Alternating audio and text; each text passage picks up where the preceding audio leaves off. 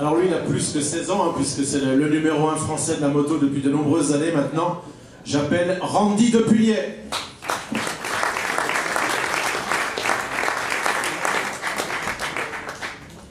Bonjour Randy. Bonjour.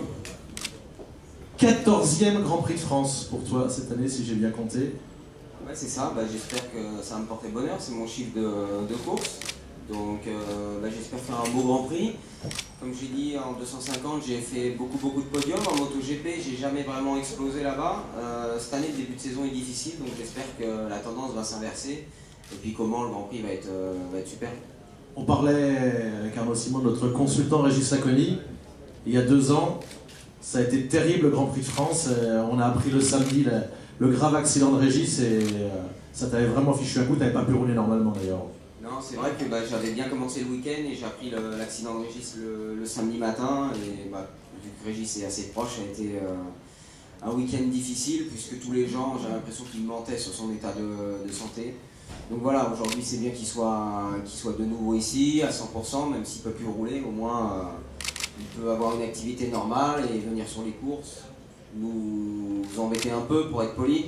Hein, et voilà, donc c'est bien comme ça. Pourquoi c'est compliqué pour un pilote français le Grand Prix de France? Il y a beaucoup de sollicitations, la presse, les supporters. Du coup, il faut essayer, toi tu sais assez bien le faire, et Yves de Maria avant le faisait aussi, de te protéger, il faut rester un petit peu dans ta bulle, pas répondre à toutes les sollicitations.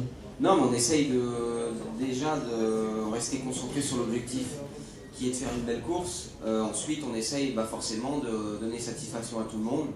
Et donc, de temps en temps, quand je ne peux pas signer un autographe, je dis aux gens, essayez de me comprendre, mais j'essaye de faire le maximum. C'est un Grand Prix qui est lourd, mais tous les pilotes sont dans le même cas pour leurs Grands Prix nationaux, donc il faut faire avec. Mais pour moi, c'est un réel plaisir de rouler au Mans. J'espère que cette année, le Grand Prix va être encore mieux que l'an dernier. C'était une belle fête l'année dernière. Il faut que le temps soit de la partie, et puis ce sera un beau show. Te voici maintenant chez Ducati Pramac. Alors elle est comment cette Ducati? Cette moto est un peu compliquée. On a eu des difficultés cet hiver à trouver les bons réglages, mais depuis le premier Grand Prix, je me sens bien avec la moto. Malheureusement, j'ai toujours pas marqué de points après les 2 premiers Grands Prix. Malgré tout, j'ai prouvé que j'étais plutôt rapide et compétitif, puisqu'à Gérard j'étais tout le temps la meilleure Ducati. Donc maintenant, à moi de confirmer, et j'espère que tous les petits pépins qu'on a eu là sur les 2 premières courses vont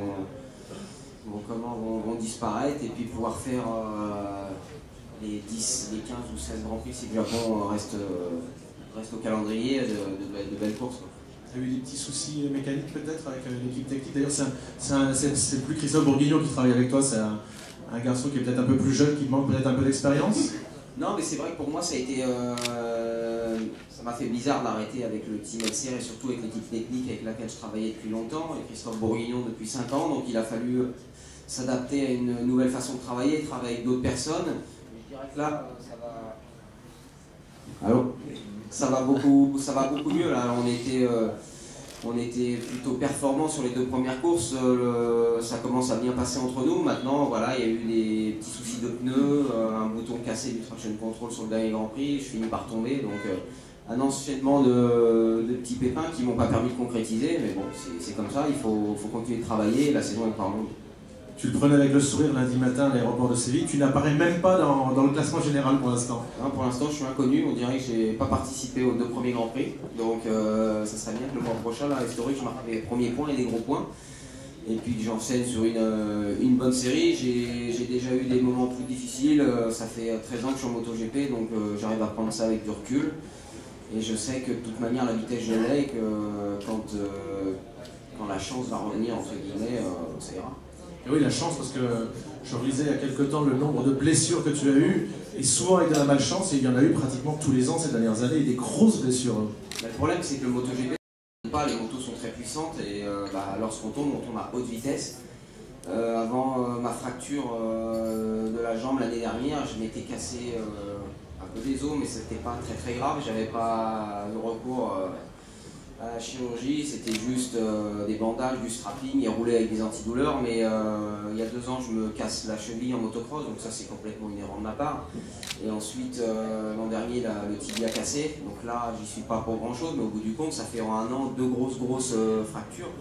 Et depuis l'année dernière, j'ai toujours des douleurs à la jambe, j'ai toujours difficulté à rouler. C'est pour ça que vendredi, je vais me faire opérer de la jambe pour essayer de soulager en enlevant une vis que j'ai dans le genou. Donc voilà, maintenant ça fait partie du métier. Et si j'ai pas envie de me blesser, j'arrête de courir et je reste chez moi, mais c'est pas le cas. Donc peut-être que je me blesserai encore. Et si c'est à faire de revenir vite et souffrir, je le ferai. Voilà. Dernière question, il y a Régis Laconi qui nous a dit qu'il était le seul pilote qui avait jamais eu peur. Toi, il t'est arrivé déjà d'avoir peur en moto? Ouais, mais je pense qu'il c'est impossible d'avoir peur, de ne pas avoir peur. Et ouais, j'ai eu peur, parce que la peur permet d'être raisonnable. Et comme j'ai dit aux gens, après l'accident de Tommy Zamois, j'ai vraiment eu peur. Et puisque je me suis cassé moi, je me suis fait rouler dessus un mois auparavant, j'ai eu la chance que ça soit sur la jambe. Et j'ai passé une fin de saison un peu compliquée au niveau psychologique et j'ai dû passer au-dessus de ça. Et voilà, mais c'est vrai qu'on ne fait pas un métier facile, mais c'est quand même pour moi le plus beau métier du monde. C'est clair. Bonne chance pour l'opération. Merci. Un mot de Claude? Oui, simplement, tout le monde l'a bien compris, les pilotes de moto, et notamment Randy, sont des gens qui ont un mental d'exception. Et vu ce qu'on a pu voir avec Pascal Verrière, chez Pramac, à Gérès, notamment pendant les essais aussi, je suis intimement persuadé que très bientôt Randy va être même beaucoup mieux que ce que les gens peuvent imaginer, parce que il a ce mental, comme il vous l'a dit tout à l'heure, il a aussi la raison. Donc, alors je profite de l'occasion, parce qu'il a parlé du Japon, il y a une opération qui est mise en place sur tous les Grands Prix avec Dorna, pour apporter un soutien au peuple japonais. Et donc il y aura cette opération qui sera faite aussi au Grand Prix de France. Merci monsieur.